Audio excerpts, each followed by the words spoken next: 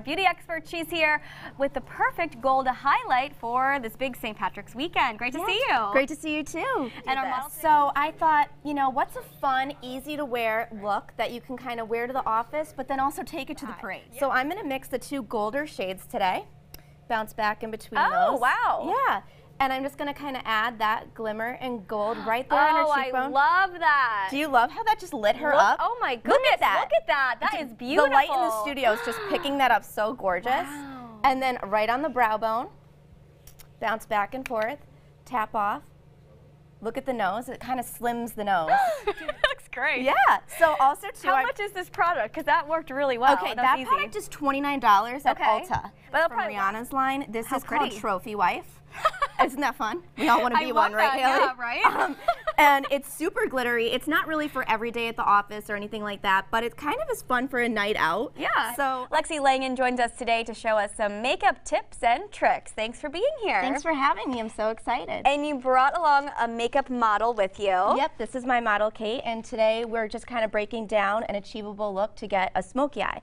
I think a lot of women are really mystified by makeup, and I think when they hear smoky eye, they get intimidated and they think, I can't do that, that's not for me. I love the ColourPop brand because of its affordability and its high performance makeup. This is the palette, the designer collection from Disney. So the first color I'm going in with, I'm using my Morphe brushes by the way, I'm going in with this really light color called Grumpy, and I'm doing it all over the base of the eye from all the way to the eyebrow. So you want to start off with one solid color. Okay, one solid color. And so what I'm doing here is I'm going in with a little bit darker color, and it's a little bit of that rust orange, which seems to be very happening. I'm going in on the crease here, doing kind of a little greater than and less than sign. Like find your crease, find it, and you can kind of start to shape the eye, make it look more cat-like. So, ooh, okay. Yep. And then looking good. Thank you. So then you want to kind of find like a medium color to kind of neutralize that. So that would be called the transition shade. And you just kind of blend them out. And blending is big with the smoky eye. As long as you have the right colors, like colors that complement each other, like darker, lighter, and also have that kind of gradation effect and that almost ombre look, you're always going to achieve it. Okay, nice. Yeah, and then I like to use a little gold or one shimmer right above the eye. I love a good shimmer. Me too. I'm using gold on the liner. So most makeup artists kind of like to use a pencil. I think pencils can kind of skip or drag and not really give like that mysterious smoky look. So I like to just kind of wet my brush. Okay. And I go in with one of the darker shades in the palette, and I just kind of stipple it, and I just kind of glide around the edge of the lash line. Wow. This also helps with tug, tearing, and pulling, creating fine lines and wrinkles, or, you know, it's really going to help the eye with aging properties. We have our beauty expert Lexie Langen here. Great to see you. Great to see you too. Thank you for having me. And you brought along the wonderful Brooke. She's going to be our model today for the perfect pout. She is. So how do we get started? So off camera, me and Brooke kind of just prepped and primed her lips. So we just did a light lip scrub to really exfoliate. Right now it's kind of a drier time, and the weather really is making a lot of I know, I'm like so dry right now. Oh my dry God. hands, dry lips, dry face, We gotta get you a scrub. We gotta swap it off, Haley. Exactly. Yeah. So after that, I like to go in with a primer for the lips. This is gonna give your lips a little bit more longevity, hold the color. Bite Cosmetics is an awesome brand. They're actually part of Sephora's Clean Movement in store. I'm going in now with our lip liner.